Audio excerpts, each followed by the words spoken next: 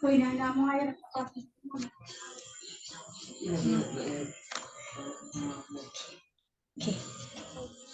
so am I audible po? Yeah, I can hear you. Hello, Juliana. Thank you, ma'am. Okay, so before we start the first session of this virtual interview, we would like to introduce ourselves first. I am Juliana Larica B. Celestino, 19 years old, and I am a second-year college student taking up Bachelor of Secondary Education, major in English at Laguna State Polytechnic University, Los Baños Campus, Philippines. And I am one of the interviewer for this evening or afternoon. Yeah. Thank you, Juliana.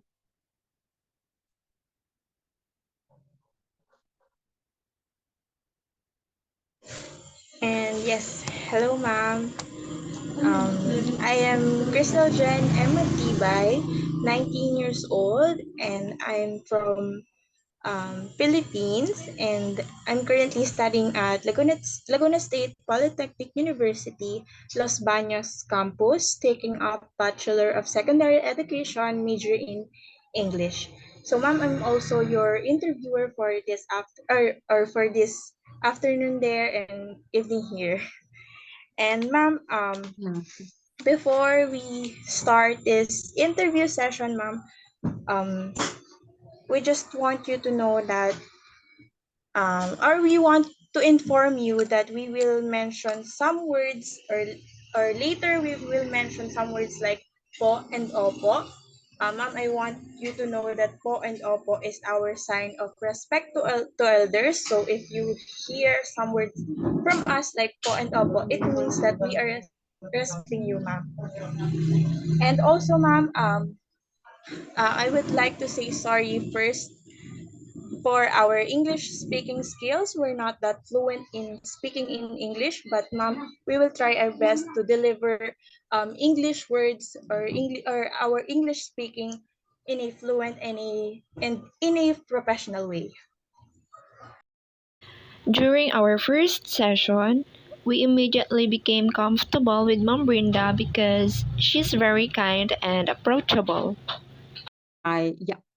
So I just wanted to say that it was tough at the beginning, but learning to know your students, to encourage them, to challenge them that they are here for that. They are unique, they are brilliant, they are smart. Really, this really helps.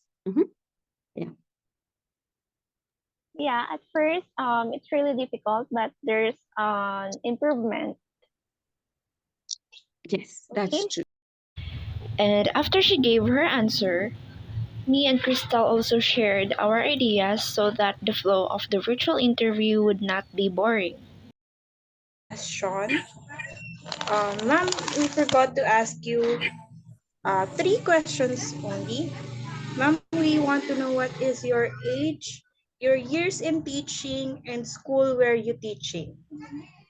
Okay. Because we forgot.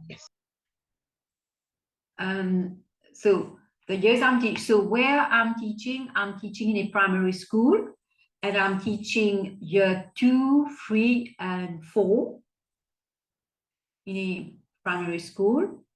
And ma'am, your years in teaching and your age and where is the school you are teaching? Where is it? It is in Mauritius. Good. In the country where I live, in Mauritius. Good. And how many years you're in the teaching field? How many years? Let's say 12 years. 12 years. And last, ma'am, is your age. What is your age, ma'am? Is that important? Mr. Bryant attention requires it. I'm sorry, Okay. ma'am. Yeah. So just say, put it, I am in my 50s. Just put it like that. Oh. Just put 50s, in my 50s. Okay, ma'am, we understand. Yeah, because sometimes to our sixth question as a continuation with our first session of interview. So for our sixth question, ma'am, oh my God, it's not. So for our sixth question, what methods helped you before, during, and after learning about second language acquisition? Okay, so what methods helped me before, during, and after learning about second language acquisition? So I just wanted to first tell you something that I'm sorry about. You will hear some noise from my side. It's the motorbike on the road. Sorry about that. Let's say I didn't know about second language acquisition before, because when I was at school, we always learned about the traditional way of you read, you write, but you never learned about the sounds of letters, of words. So that was something I didn't know about. It's until I followed a course at the British Council, and then we had to learn the phonemic chart, a chart where you had the sound of words. So that was something new for me, a novelty, and I really like it because in this way, when you open the dictionary, you have the symbol, so that you don't, even if you're on your own, so you could, if you know the phonemic chart, so then you can decipher the word yourself. You know where to put the stress, how to say the word. So I find it very, very nice. So that was something that I've learned while studying as an adult. And now when I started teaching, that's why I say what methods help you before, during, and after learning about second language acquisition. So I would say that when I became a teacher, an ESL teacher, English as a second language teacher, then I realized that the traditional method is okay, but students need to learn the sound of the letters. You know the letters, A, B, C, D, the alphabet, the letter names, but you need to know their sound.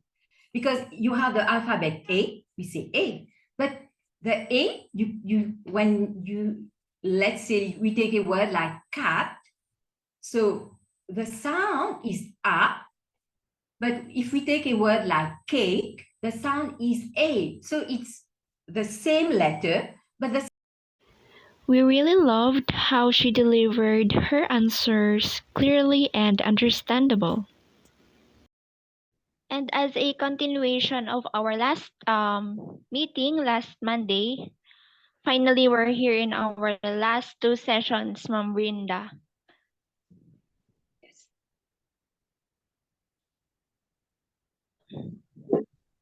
Sorry for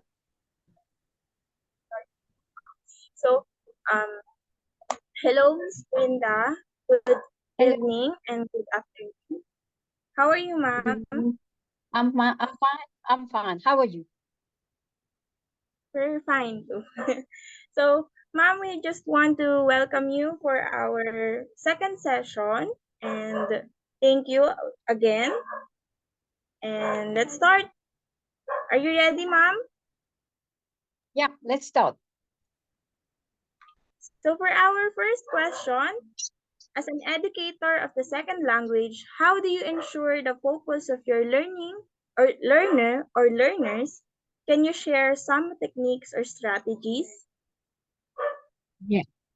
Yes. Like when we begin the class, especially in my experience, is that you have to take the children from their main class, their class, and bring them in our class for them to learn the English as a second language. So because in their class, they will listen to the class teacher, but working with you, they know you are another teacher. So you need for them to be focused, because in my class, sometimes they are, I mean, not only in my class, when they are working with other teachers who are not their main class teachers. So what they do, especially the small ones, what they do, they are a bit like, okay, they think they can do everything, anything they want. So they are not focused, they are playful. Then you need to bring in something like an icebreaker or a lead-in picture for them, asking them a question about what they think about that picture, to think about that picture, or you do ask them to go and find something like they need to go and find something that you have hidden things in the classroom, go and find them. There are 7 things. So you have 3 minutes. So they will so that they are caught up in the lesson at the beginning. But even during the lesson, also, it's not easy to get them focused because we know that our brain, even an adult, it's only 10, 15 minutes, we can focus. But imagine for a student, especially when they are learning a second language. So the span of concentration is 10 minutes. So you make sure I need to break the lesson into like small portions, like let's say, and then they do one thing like the icebreaker after that. But what we have to do, what I need to do, I mean, we cannot like let 1 minute drag. Like there should be like no break. You should continue. Even if you give them a break between lessons, after the break, it's 30 seconds. After that break, you introduce your new, not lesson, you introduce the second part of the lesson. So there should not be like interruption. There you should always have, in French, we say enchaîner, you go from one thing to another. Mm-hmm. So you said what techniques and strategies I have used, because I've worked with different levels in primary, especially the small one, grade 2, grade 3, and grade 4, and also grade 4. So I have to use different strategies depending on the students. Like for a grade 4, you can motivate the student to give them like fun things to do, memory games, like flashcards, and then you you tell them to look at the words or the picture, 5 pictures or 5 words, and then you say, okay, now I'll put them back the pictures, and now you have to tell me what I have written, what were there in the picture, not what I have written. So they have to describe. So it's kind of give them focus, and then also something that works. We need to make it student-centered lesson. When it is a student-centered lesson, then you have the student is really focused. Yeah, I think, yeah, if you want, these are the things I've done: memory games, icebreaker, lead-in, student-centered lessons. Mm-hmm. Okay, ma'am. Thank you for your answer for our number 1. And I also believe that icebreakers are really effective when it comes to our students. Okay, our fourth question. Are you familiar with fossilization in language acquisition? If yes, how will you define it? Can you cite experience where you've used it? If no, skip this. Yeah, honestly, this is the first time I've heard about fossilization in language acquisition, but I have done my own my research, my little homework, if you want, and I've realized that I have used it. So now I will define it. I read what I've learned. From this quotation is not mine, it's from where I have found it from internet. It is a process in which incorrect language becomes a habit and cannot be easily corrected, but yeah, cannot be easily corrected. So I have understood it. Let me take an example. Like when we have Russian students, when I have Russian students, I've done some research in their language, and I found like they do not, in Russian, you don't have, when you're talking about common nouns, you don't use articles. You don't use a boy, an aeroplane, the boy, the aeroplane. You don't use that. You just say plane, boy, like that. So this was like a revelation for me, because what happens is that when I have Russian students, when they don't, after maybe even some lessons, maybe they might be not beginner, intermediate. So what happens is that when they are writing, especially when they write, so they are writing maybe a little story, what happened, or a sentence, even while copying, they miss the A, the N. So what then, if I had not done that research, so I would have said, but that student is very slow. So after so many lessons, the student has not been able to cope with, to write the A. It's so simple. But when you realize that for them, it's their language. So it's you don't have it in your language, in Russian, because when the student again will be in class, so this is where they learn the language. And when they go home, they don't speak English, they speak Russian. So they are exposed to the language for a certain period of the day. So during the weekend, they will not use it. So only from Monday till Friday, they use it. And when they speak with their friends, they might, even if they skip use the A-A-N, they can say boy, no one will notice it, but it's only in class when they do English that will notice it. So, and so when we do that, when I've done that, I've gone through that, being able to correct it, because it's something that's not easy to correct. It's something that if you don't correct it, the student will have a tendency to continue not to use it. And when the student progresses, goes to a secondary, this will be a kind of obstacle to progress. And this can fail the student. So what I want to say is that now once you know this, you tell the student, maybe this is why you're making this mistake.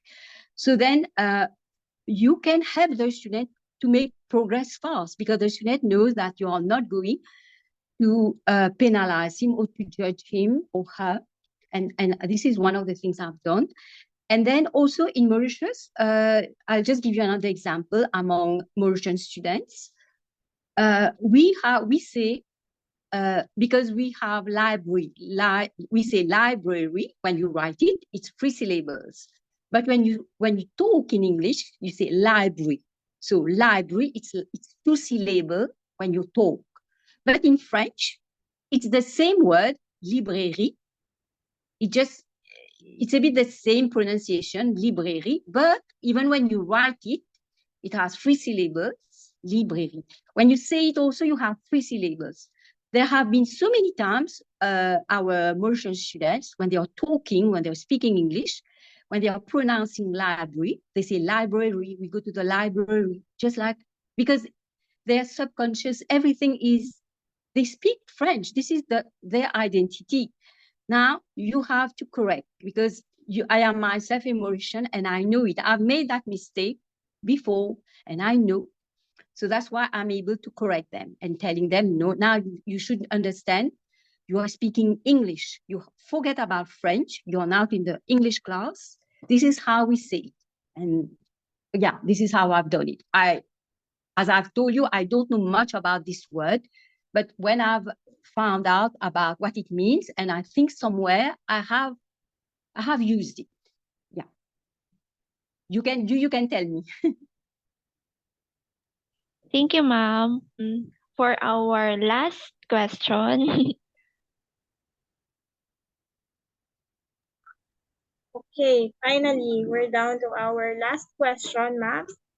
So, 7th question, how do you measure the following competence from your second language learners? First, the grammatical competence, social linguistic competence, and strategic competence. Yeah, for the grammatical competence, for them, they need to know already, if they want to do like a conversation, to speak, they have to know grammar. They have to know how to say, suppose they are using present tense. So they have to know, like we say he, for the present tense, you have to put S, he reads, she reads, it reads. And for the others, no S. And they have to know like when we use the present tense and when we use the past tense to be able to make a conversation. So how do I like to know about their grammatical competence? So it's good to do like in a conversation, you just ask them question in a discussion. So you will already know when they are using the language, or even when they read aloud, you see when they read aloud, and also when they write. When they write, you can see maybe they do a free writing.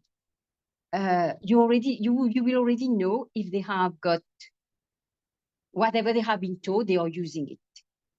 They will be able to use it in their writing, because this writing is not guided. It's them, whatever they know they are going to write now. Then you will already know you can assess their level.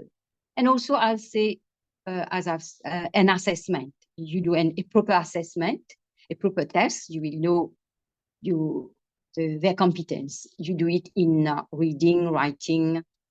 You will know their competence, the grammatical competence. Now for the second one, the social-linguistic competence. So this is, I would say, especially social-linguistic competence, it's for, let's say, you put it in context.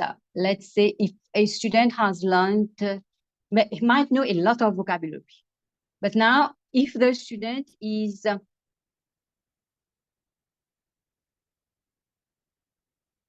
doing another subject, suppose the student is doing PE or is doing maths, and the teacher might ask the student, can you take out your maths devices?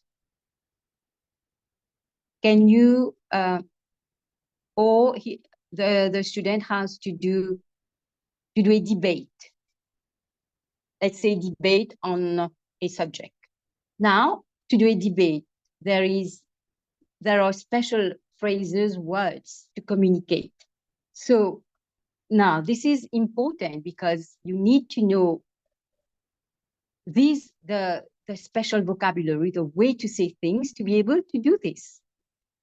Because if you might learn things a lot, but you need to learn also appropriate things, where to say it, the context.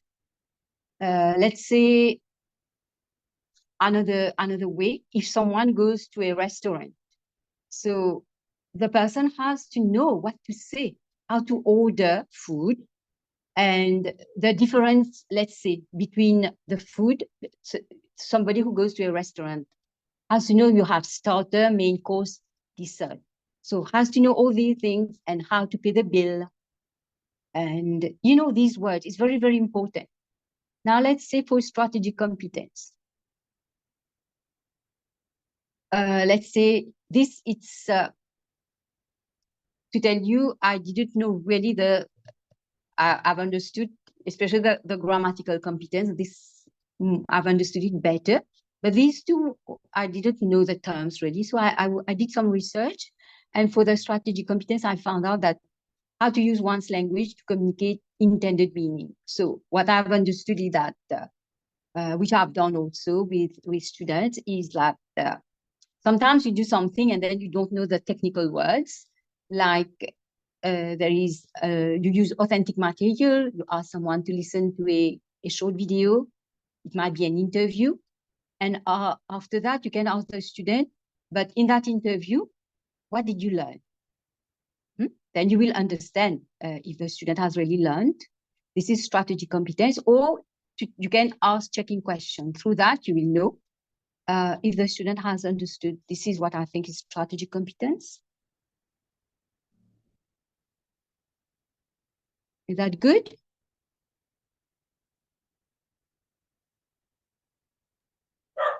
Yes, ma'am. Thank Yes, you. ma'am. Jot down all of your answers since from our first session, and maybe I can use them in the future. Allow me, ma'am. And because all of your answers are very detailed, ma'am, very informative, and I know I can use them. So, ma'am, we have 5 minutes left for this Zoom meeting. And before we end this, ma'am, we would like to say thank you. And we want to show you something that we hope you will appreciate. Wait a minute, ma'am. Yeah. Thank you so much, Mom Brinda, for being part of our final project. And Thank you. thank you I'm so so much happy. for your time and effort in answering all of our questions, Mom. Thank you, because I've learned a lot from you. You don't know how much I've learned. Yeah. Ma'am, I just want to ask if I'm sorry, ma'am, we don't know the pronunciation of your surname, ma'am. I'm Okay, sorry. I'll tell you how it is. Okay, no, you don't need to be sorry because you don't know. No, of course. So it's my surname. You have said both. What did I say, Brinda? Rang So Mi. It's my surname is Rang So Mi, just like in English. Rang So Mi. Is Rang it So Mi. Wrong, in wrong slow Somi. motion, ma'am, or wrong Sorry. semi? Wrong Wrong, semi? Yeah, that's wrong Rang So Mi. Somi. Yeah, yeah. So, ma'am, here is the, oh my God, we have 3 minutes and 30 seconds left. So we need to show. Yeah, you have. Okay. So that was lovely. So thank you very much and goodbye. And I wish you well, the best of luck, best wishes in your exams or in your studies. Ma'am, wait a minute, please. This is, no, we We made prepared something from Ah, application, ma'am. okay. For me, that's fine. That's fine. I just want to. there it Ah, is. no, you prepare certificate for Oh, me. yes, Mom. So Oh, thank you very much. Because we um appreciate your effort, ma'am, and time. We know that Oh, you're very thank you very much. Oh, thank you our very thank you much. so much, Mom. Yeah, welcome, ma'am. So, maybe we can have our last picture, ma'am, or selfie. yeah. Of course. Okay, ma'am. Smile. 1, 2, 3. Okay, Is one that good? more. I don't know. Okay. 1, Thank you 2, so much, 3. Mom. Thank Thank you. you, ma'am. Goodbye. Thank you so Thank much. you. Happy Christmas. Merry Christmas. Happy New Year. Yeah, have a great Merry day ahead, Mom. Christmas. Yeah. Okay. Bye-bye.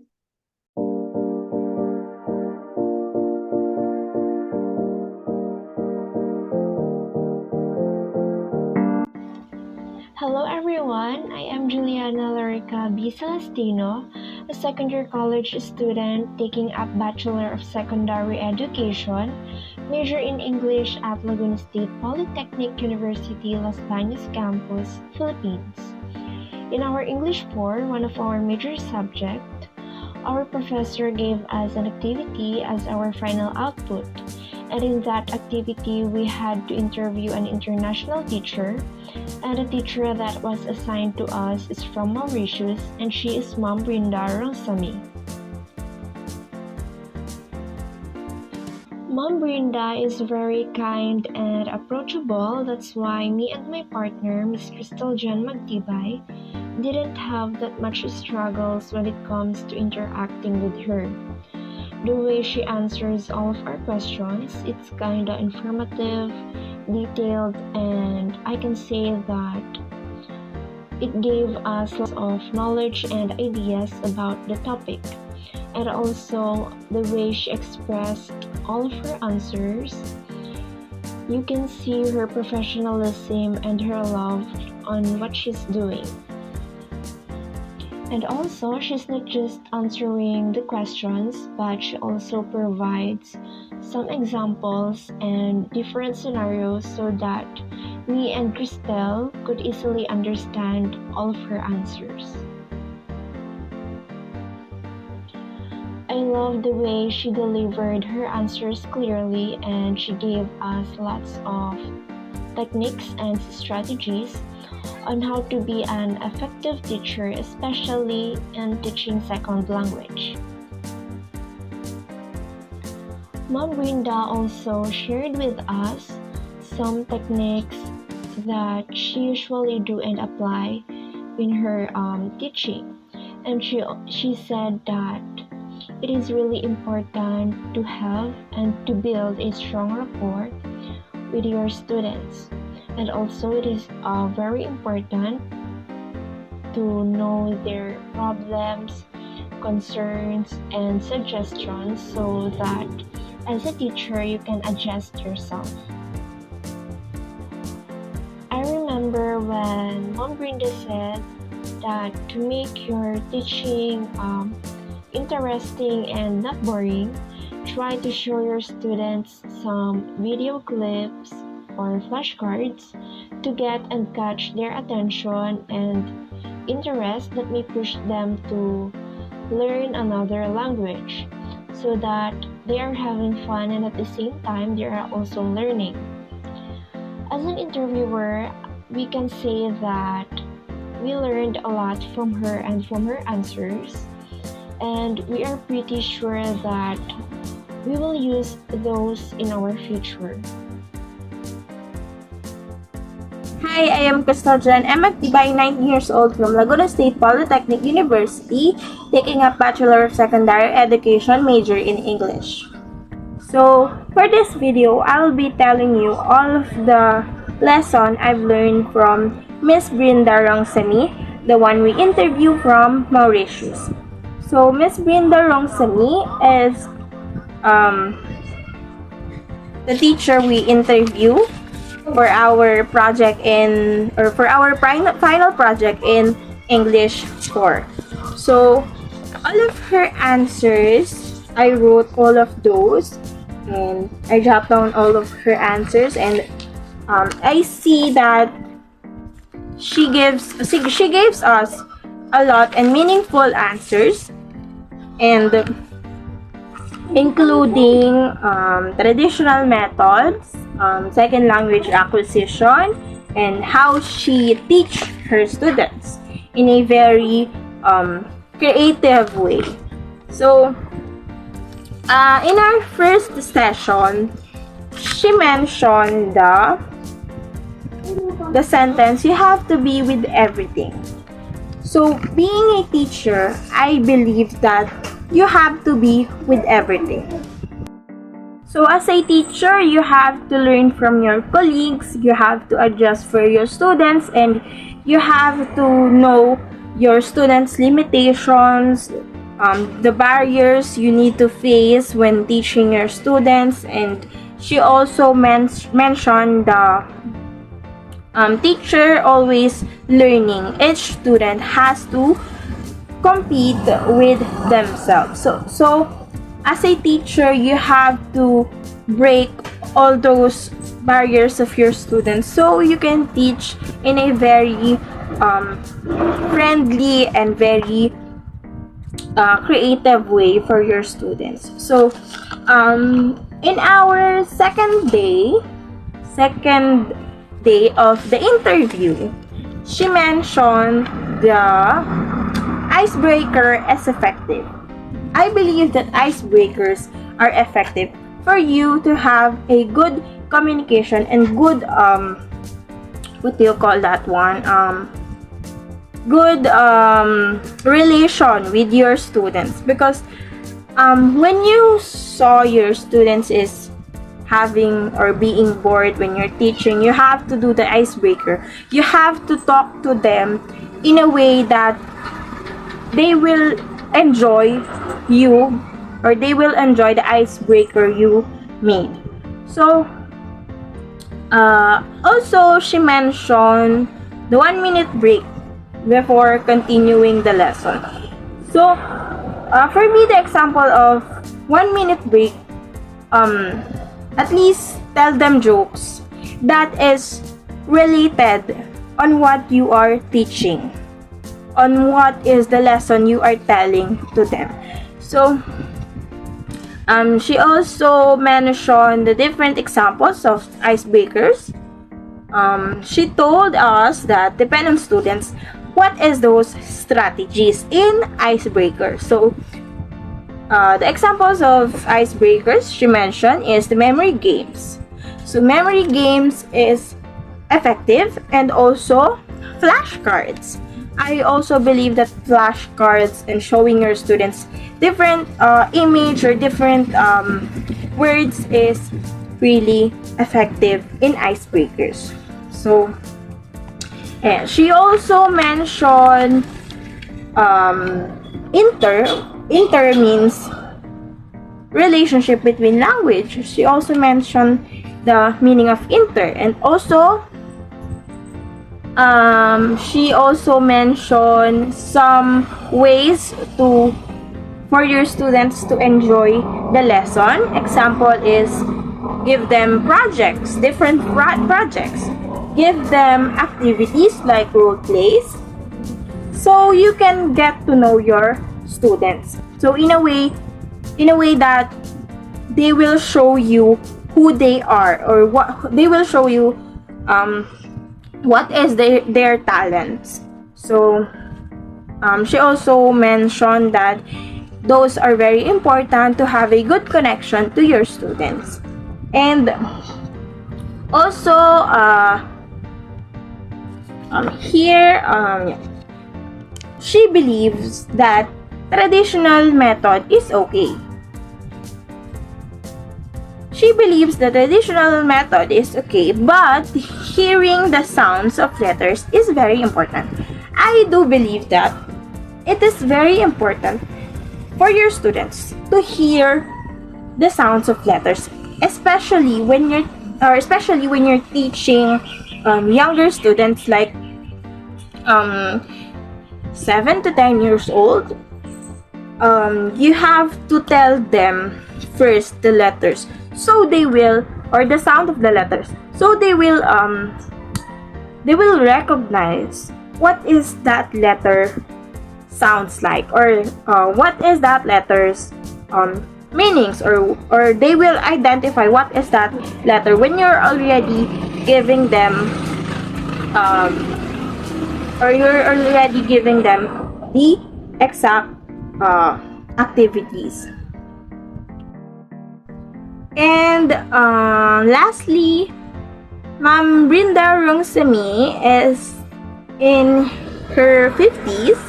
She didn't mention her exact age, but she's in her 50s. And years in teaching, she's 12 years in the field, and she's also teaching in Mauritius. And she teaches primary schools including grade 2, grade 3, and grade 4.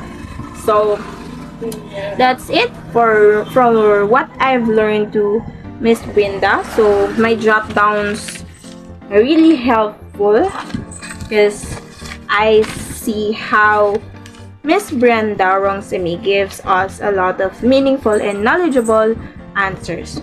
So that's it for this video. Again, I am Crystal Jen and Magtibay, and thank you for watching my for the video of what I've learned from Miss Rongsemi. And thank you.